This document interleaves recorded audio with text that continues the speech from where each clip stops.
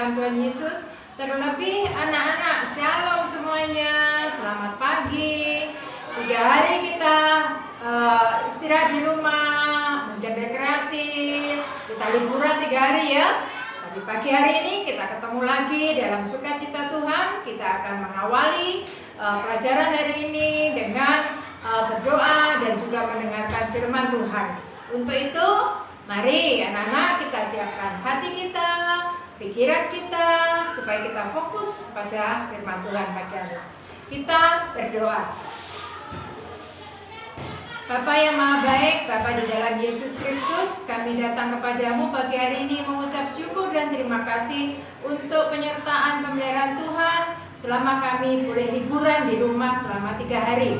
Tetapi pagi hari ini kami mohon kekuatan baru dari Tuhan untuk kami dapat mengisi sepanjang hari ini dengan perbuatan-perbuatan baik sesuai dengan kehendak Tuhan.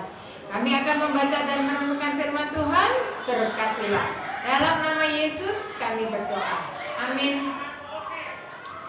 Nah, anak-anak, juga Bapak Ibu yang terkasih di dalam Tuhan Yesus, kita akan membaca firman Tuhan yang terambil dari Kitab Ulangan pasal yang ke-32 ayat yang ke-11 yang demikian bunyinya.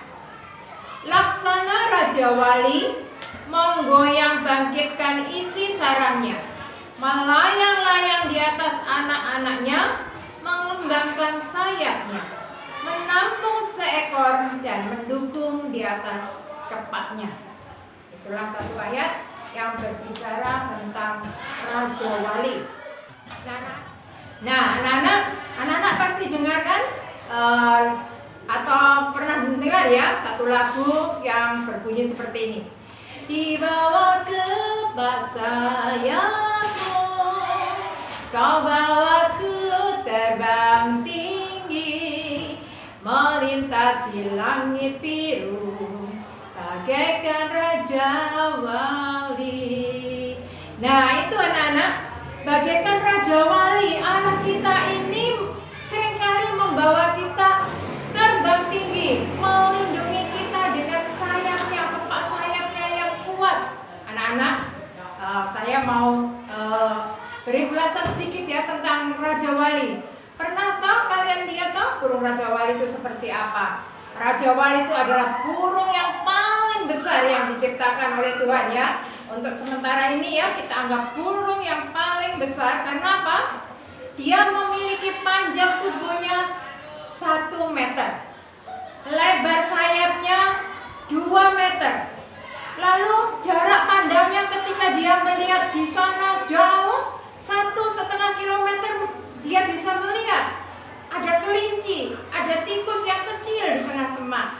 Atau bisa juga melihat ini ya ke seluruh wilayah. Pandangnya itu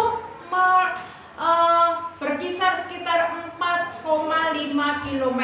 Jadi 4 km itu bisa dilihatnya dengan pandangan matanya.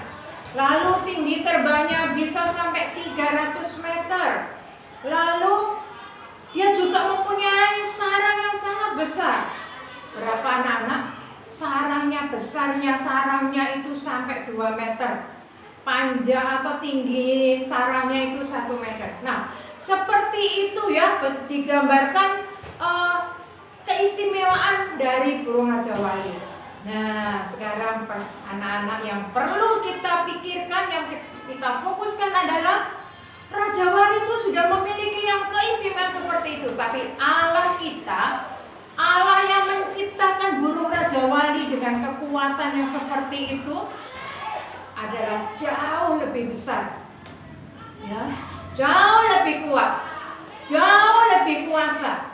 Bukan hanya 4,5 km seperti pandangan burung Raja Wali, tapi Allah kita, pandangan Allah kita meluas sampai seluruh bumi.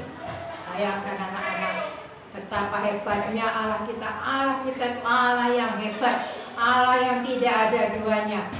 Nah, sekarang pertanyaannya anak-anak, mengapakah kita masih juga tetap seringkali khawatir dengan kehidupan kita? kita masih mengeluh dengan kehidupan kita, kita masih mau seenaknya dengan kehidupan kita. Padahal Allah kita ini ingin menjadikan kita ini mempunyai kekuatan seperti Raja Wali juga. Bukankah kita juga disebut sebagai anak-anak Allah yang harusnya juga sama seperti orang tua kita? Begitu ya. Kelas 9 berbicara tentang pewarisan sifat. Kalau orang tuanya itu bertubuh tinggi, maka anaknya juga punya kecenderungan untuk bertubuh tinggi juga. Nah, sekarang Allah kita ini Allah yang mempunyai pikiran yang jauh ke depan, yang selalu positif. Lalu kenapa kita menjadi anak-anak yang seringkali memiliki pikiran yang negatif, sehingga kita melemahkan diri sendiri? Seringkali kita merasa bahwa kita ini tidak ada artinya, kita ini bodoh, kita ini kurang ini, kita ini punya kelemahan ini dan itu. Anak-anak, di sini dikatakan dalam Ulangan, laksana Raja Wali menggoyang bangkitkan isi sarangnya, lalu melayang-layang di atas anak-anaknya, mengembangkan sayapnya, menampung seekor dan mendukung di atas kepalanya. Anak-anak, jadi Raja Wali ini dia memang sayang ke anak-anaknya, melindungi dengan kepak sayapnya yang kuat, melindungi anaknya sehingga tidak ada predator lain yang akan makan anaknya. Tetapi dia tidak mau anak-anaknya itu menjadi anak-anak yang manja, anak-anak yang tidak mau bekerja keras, anak-anak yang tidak punya semangat. Tetapi dia mengajari anak-anaknya untuk bisa mandiri, untuk bisa bertanggung jawab pada dirinya sendiri. Dengan cara apa? Suatu saat ketika dia merasa bahwa anak-anaknya sudah perlu ditinggal atau diajari untuk terbang, maka sarangnya itu digoyang-goyangkannya supaya anaknya itu jatuh dari tebing itu. Lalu kalau dia melihat anaknya jatuh, aduh kasihan. Tidak, anak-anak, dia memang langsung mengambil anaknya kembali, menopangnya kembali anak-anaknya. Tetapi anak itu setelah tenang dilepaskannya kembali. Supaya apa? Mengajari anak-anaknya untuk terbang.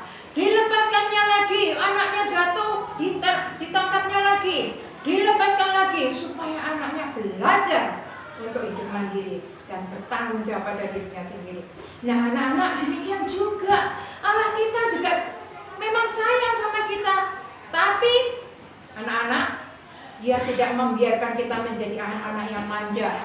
Jangan pernah berkecil hati ketika Allah mengajar kita dengan berbagai masalah yang muncul dalam kehidupan kita. Dia ingin supaya kita belajar juga mendewasakan diri di dalam iman dan pengharapan kepada Tuhan, mengandalkan Tuhan dalam segala perkara, sehingga Allah mengerti apa sih maumu. Ya, kalau memang kita lemah, lalu kita diangkatnya, kita dirangkulnya, kita dipegangnya, kita dilindungi dengan kepak sayapnya, sehingga kita aman dari berbagai macam masalah.